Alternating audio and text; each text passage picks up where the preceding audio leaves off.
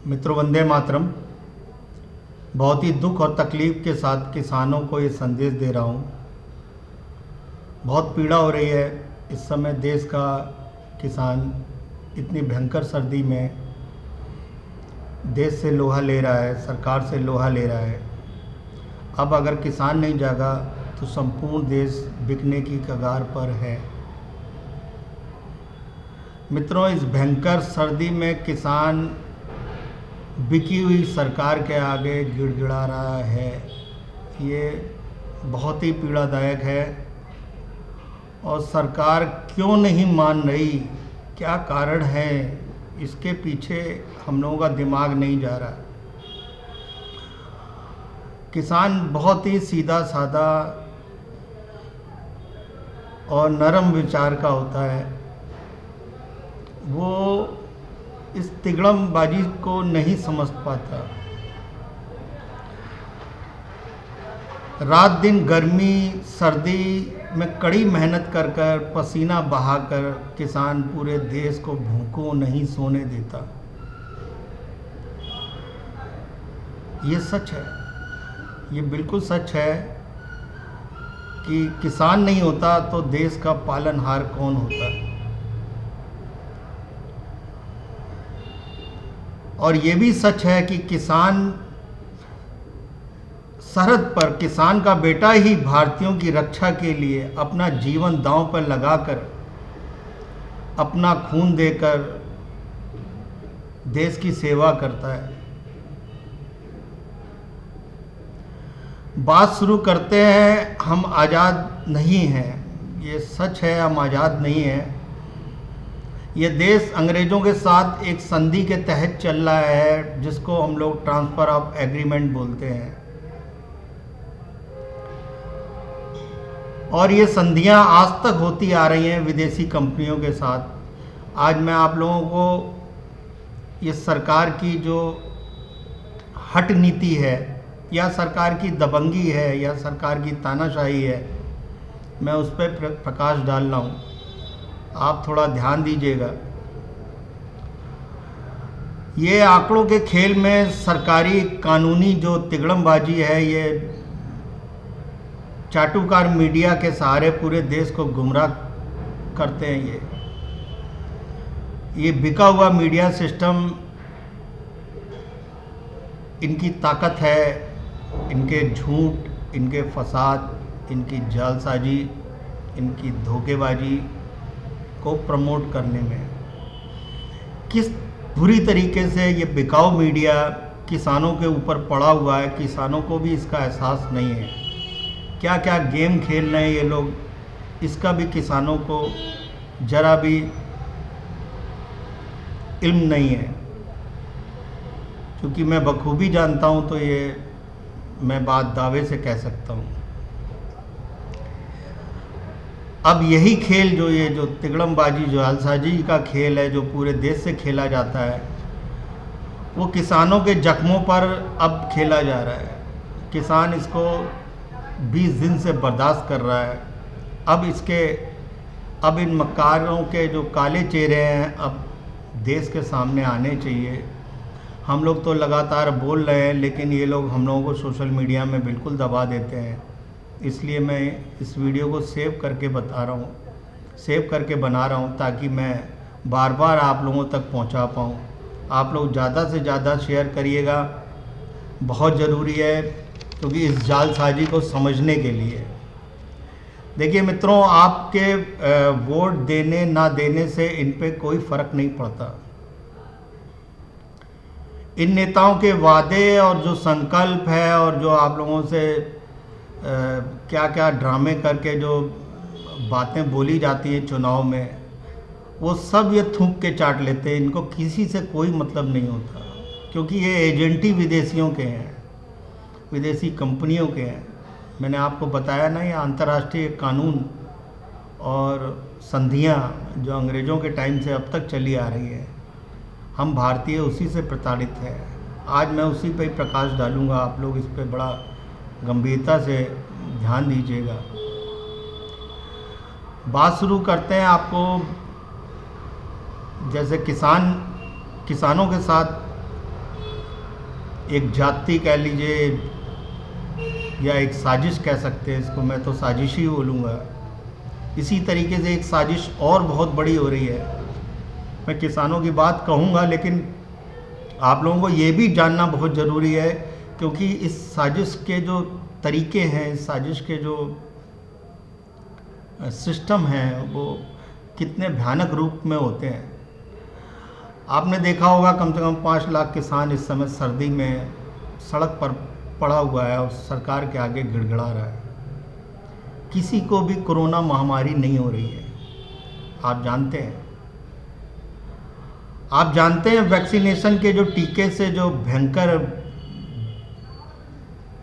हत्याएं, महामारी और उसके दुष्परिणाम होते हैं, ये सब प्रमाणित हैं।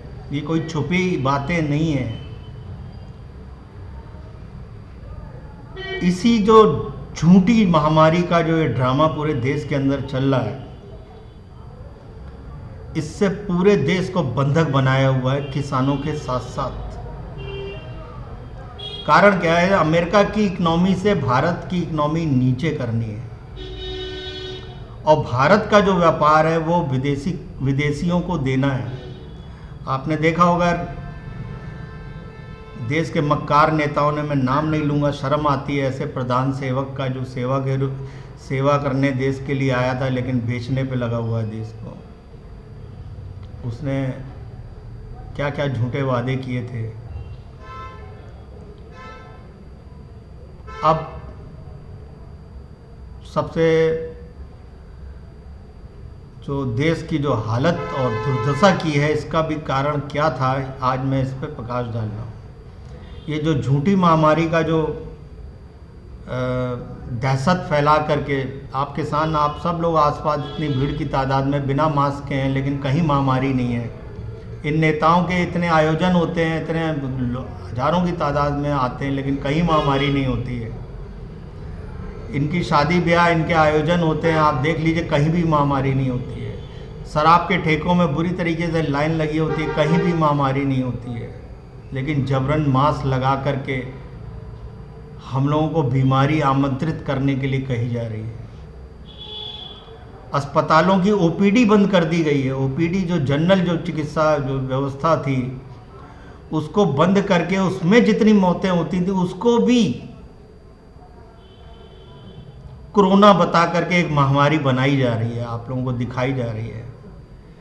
मैं आप लोगों के किसानों की बात पे आऊँगा, पहले मैं इस पर प्रकाश डाल दूँ, ये बहुत ज़रूरी है। ये जो वैक्सीनेशन है, इसका अरबों का व्यापार विदेशी कंपनियां करेंगी। किसानों का जो व्यापार है, मैं आऊँगा उस पर। जो वैक्सीनेशन का अरबों रुपए का व्यापार विदेशी कंपनियां करेंगी। अब इस समय अमेरिका से वैक्सीनेशन चल चुका है, वैक्सीन चल चुकी हैं। भारत का अरबों खरबों रुपए विदेश जाएगा। आप समझ गए होंगे मेरी बात को। इसी किसान ने बंधक बने देश के समय, जिस समय पूरा देश लॉकडाउन था, बंधक बना हुआ था, मुझे अच्छी तरीके से याद है, मैंने 10 रुपए किलो आम दिल्ली में खाया है। जब बिचौलिया नहीं था, कोई दलाल बीच में नहीं था, ये सरकारी जो बड़े बड़े स्टोरेज हैं वो नहीं थे। तब किसान भी खुश था, हम भी खुश थे, सब खुश था। अब आप सोचिए ज़रा, थोड़ा इसमें आप दिमाग लगाइए कि इतना सस्ता अनाज सीधा किसान भारतीयों को पहुंचा रहा था, और देश के अंदर इतनी महामारी बनाने के बावजूद भी, देश की दुर्दशा करने के बावजूद भी किसान पूरे देश का पेट भर रहा था। अब आप सोचिए कि ये जो अंतर्राष्ट्रीय जो व्यापार है, जिसमें ये लॉकडाउन के तहत जो आपको महामारी का ड्रामा दिखाया जा रहा है, और किसानों का एक बिल जो अब मैं जो विशेष रूप से जो मैं किसानों के सामने आया हूँ, उसका कारण क्या हो सकता है? आपने देखा होगा कि इस सरकार ने एफडीआई रिटेल में लाने की बात करी पहले, फिर कानून लाने की बात करी। ये षड्यंत्र पिछले 2014 से कांग्रेस ने बनाया था। अब इस वर्तमान सरकार ने उसको लागू कर दिया। मैंने आपको बोला ना, आपके वोट देने ना देने से कोई फर्क नहीं पड़ता। ये कब नेता अपने वादों को थूक करके चाट जाए, इन पे कोई शर्म नहीं होती। आप जान रहे होंगे कि कुछ भारतीय व्यापारी जिनको बड़े बड़े स्टोरेज करने की, बड़े बड़े भंडारण करने की आज्ञा मिल गई इस कानून के तहत, अंतर्राष्ट्रीय व्यापार करने की, ताकि भारतीयों पे मनचाहा जो रेट वसूला जाए, और जमाखोरी और जमाखोरों के साथ सरकार मिल करके, जमाखोर कौन से, भारत के भी और अंतर्राष्ट्रीय जमाखोरों के जो बड़े बड़े भंडारण इस समय बन रहे हैं, जो किसानों को बाद में लूटेंगे मनचाहा रेट। अगर ये नहीं खरीदेंगे, आप सोचिए आप कहाँ जाएंगे, क्योंकि सरकार ये समझौता इनसे कर चुकी है। पक्ष विपक्ष 2014 से बिक चुका है। वो अपने सारे सिस्टम को, सारे दल जितने भी हैं छोटे बड़े, सबको पैसा मिल चुका है। सब इस समय अगर कोई नहीं बोल रहा है तो आप अंदाज़ा लगाइए, नहीं बोल रहा है, बोल तो रहे हैं, लेकिन संधियां के लिए वो एग्रीमेंट पहले ही कर चुके हैं। ये कांग्रेस ने 2014 में ही कर लिया था। अब ये पास हुआ, मैंने आपको बोला ना, चुनाव से कोई फर्क नहीं पड़ता, नीति वही रहेगी। 100 साल से जो अंग्रेज कह रहे हैं वही चल रहा है। हर घर के अंदर 100% जहर पहुंचाने का जो षड्यंत्र है वो अंग्रेजों का है। देश के युवाओं को, बच्चों को गाय का दूध ना मिले,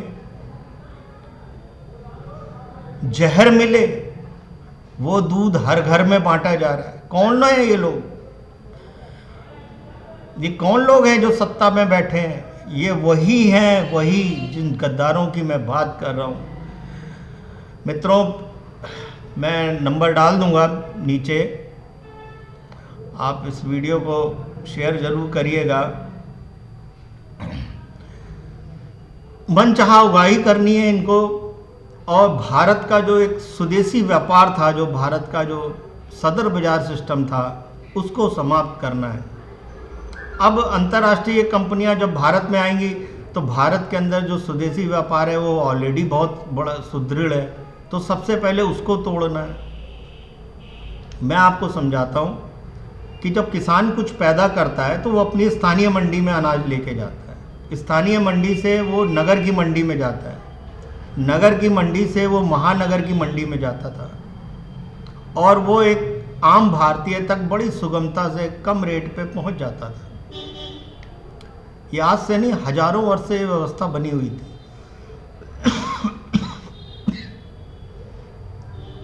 अब इस व्यवस्था को बहुराष्ट्रीय कंपनियां समाप्त करना चाह रही थी 2010 और 2014 में। उन्होंने इस सरकार को खरीद करके अपने प्यादों की मदद से कानून बनाया कि ये जो व्यवस्था है, जो देसी व्यवस्था है, जो जहाँ एक असंगठित व्यापार जिसको कहते हैं, अंग्रेजी पद्धति से कोई व्यापार नहीं करता उसको असंगठित व्यापार कह देते हैं। भारतीय अगड़िया चौगड़िया व्यापार जो है स्वदेशी व्यापार है, देसी व्यापार है।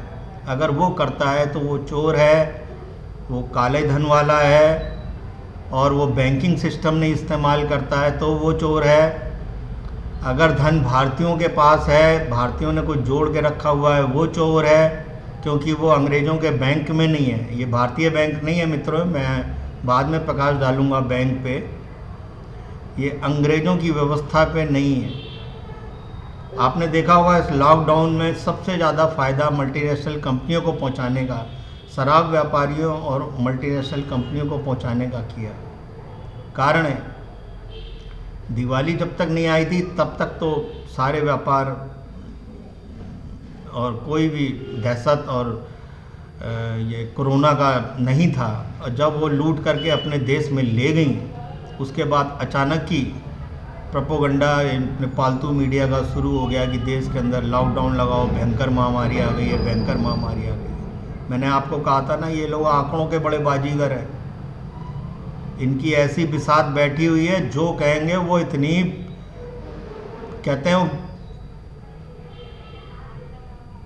इतनी जालसाजी से वो आप लोगों को प्रस्तुत करेंगे कि आप समझेंगे कि कितना देश डूबा जा रहा, डूबा जा रहा, डूबा जा रहा, दहशत में है, दहशत में है।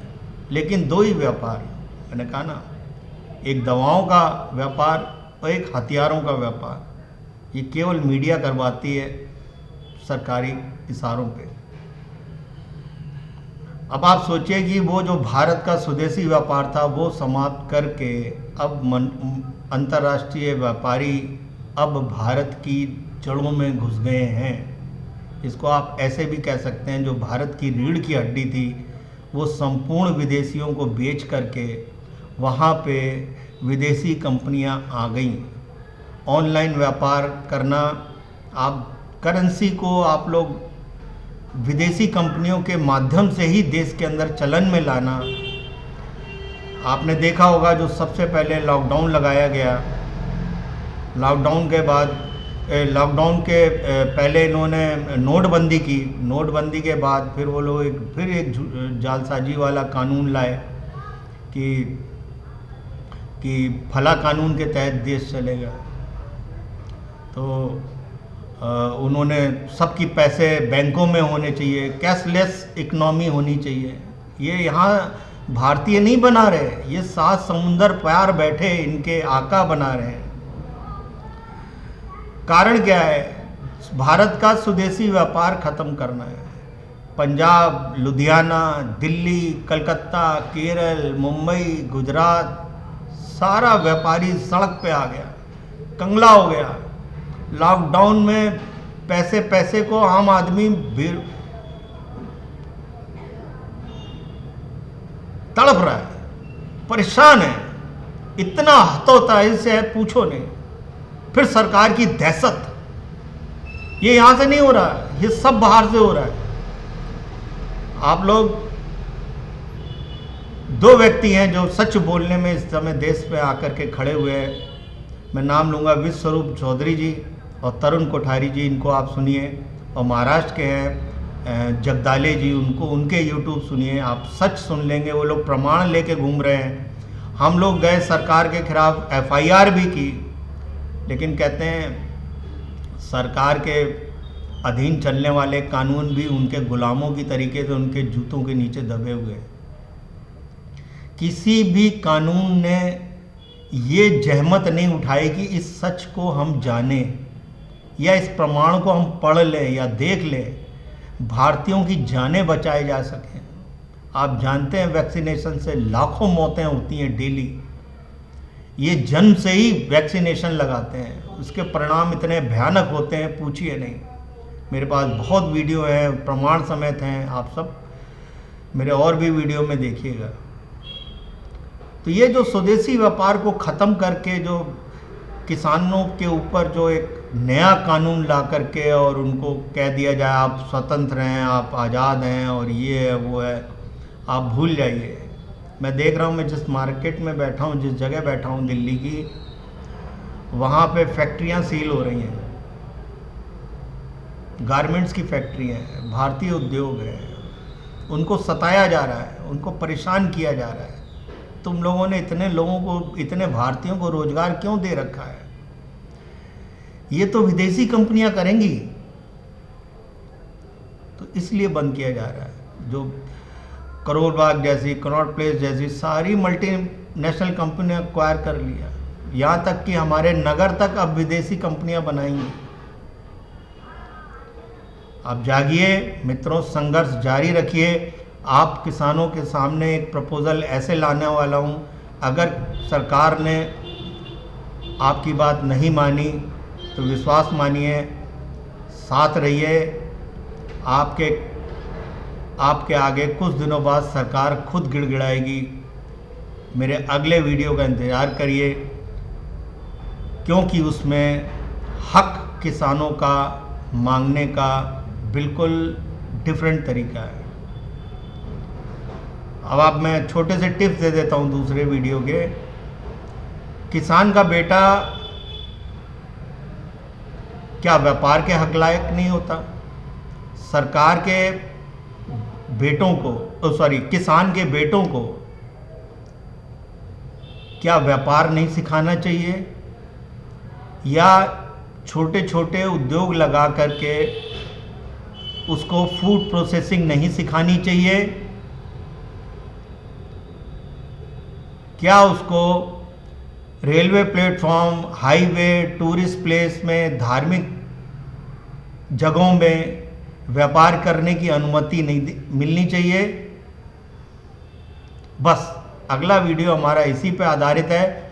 हर गांव के अंदर 1,000 उद्योग लगेंगे और उसकी एक पूरी स्कीम, एक पूरी श्रृंखला मित्रों इस वीडियो के बाद मिलेगी।